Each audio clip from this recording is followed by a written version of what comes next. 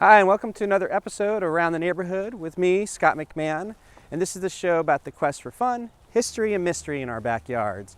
And today we're in Lake Oswego near the Stafford Hamlet area, and we're about to go up to a hike to the top of Cook's Butte.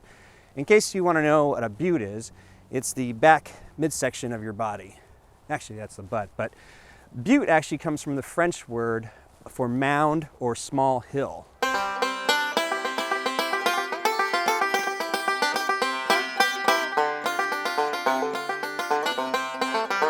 Cook's Butte is actually two extinct volcano vents that are part of the Boring volcanic lava field, and it's called Boring because that's where the dense cluster of volcanic vents are located near our little town of Boring, Oregon.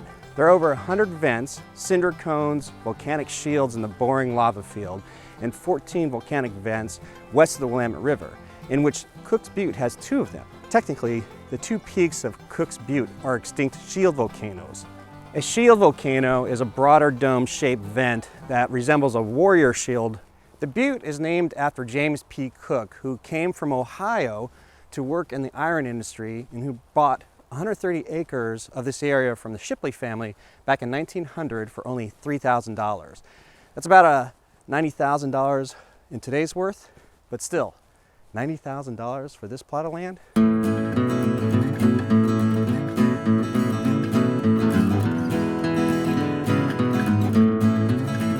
The land was passed down to Cook's son Bill, who later sold the property to John Emery. Then in 1974 to 1975, John and his wife Marjorie Emery sold the butte to the city of Lake Oswego for $190,000, but with certain stipulations. And what sort of stipulations?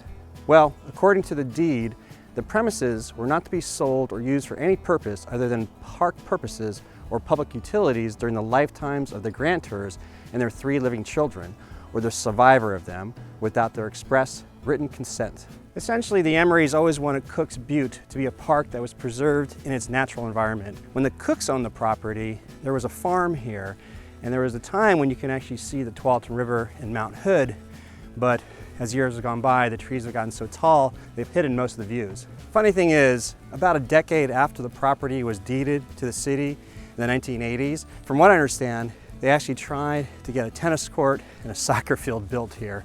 And I'm not sure if that idea quite fit the intention of keeping the park in its natural state. Anyway, we entered through Stephen Meadows, which I also understand will eventually have a parking lot and have restrooms constructed to make it easier for the public to access Cook's Butte. When you enter Cook's Butte, these handy trail markers let you know where you are at all times, and you want to make sure you stay on the trail, as the whole point to keep the butte natural so you don't have humans trampling all over areas that aren't designated. I'm not a bird expert, but for what I've been told, there are over 70 species of birds that call Cook's Butte home. So if you're a bird watcher, this might be the place to be.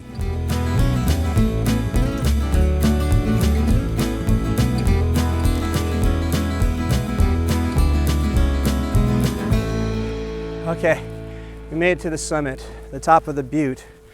Wait a minute, there's houses right there. I mean, I could have come in another way and not take the long way.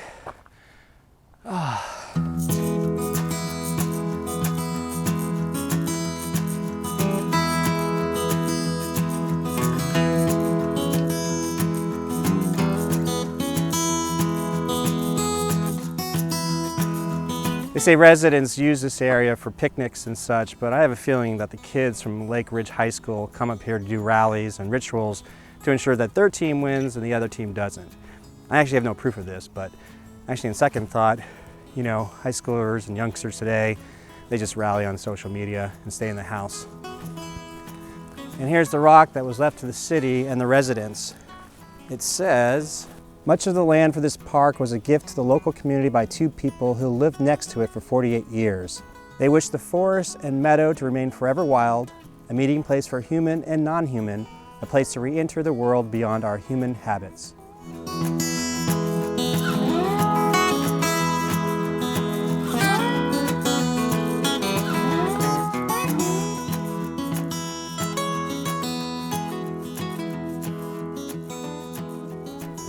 Recently, the city proposed building a radio tower here, but through organized efforts of the community, the surviving family members rescinded the permission to build a radio tower. From what I understand, this was the third attempt to build a tower at Cook's Butte. The first time was back in 1994 when the city wanted to install a 65-foot cellular tower, but that was revoked as public utilities meant anything underground and not above ground, like a cell tower. Again, the goal was to preserve the natural environment. Then in 2002, an attempt to install an emergency radio tower in Cook's Butte was initiated. This tower would be about 150 feet tall, more than double the height of the 65-foot cellular tower. And that was struck down until recently, in 2019, when the city proposed another radio tower, this time extending to almost 200 feet high. So with each proposal, the tower keeps getting taller and taller.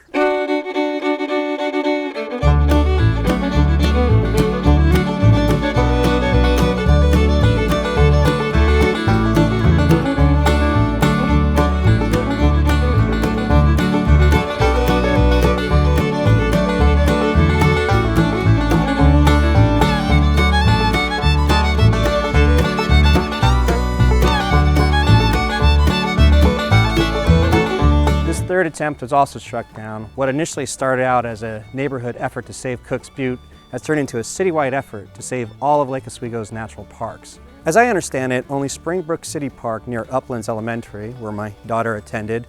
Anyway, this park is currently the only one protected from development under the city charter enacted and passed by voters in 1978, with Chapter 10 of the park development limitations when the city had plans to develop it into a major athletic facility. At the time of this recording, there is a petition to have all the LO natural parks fall under the city charter to limit any development, improvements, or changes that are not deemed to protect the natural area and be subjected to a majority vote by the citizens. So this petition is not about being for or against the measure, but just to qualify it for the ballot so LO citizens can vote on a rule that ensures majority vote is required for any future changes. I'll leave the link below to loveloparks.org if you're interested in learning more about this grassroots effort. Well, I hope you liked this episode, and since the show is sponsored by my real estate services, all my contact information is listed in the description in case you're ever looking to buy or sell a home in the near future. Until then, I'll see you around the neighborhood.